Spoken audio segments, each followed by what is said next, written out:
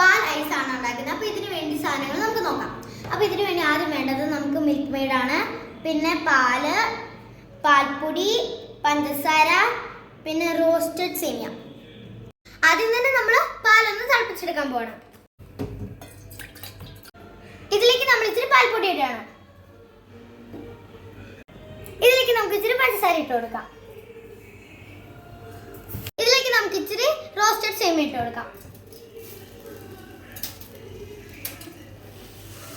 നമുക്ക് ഇച്ചിരി contents milk ഒഴിച്ചിട്ട് ഇളക്കി കൊടുക്കാം.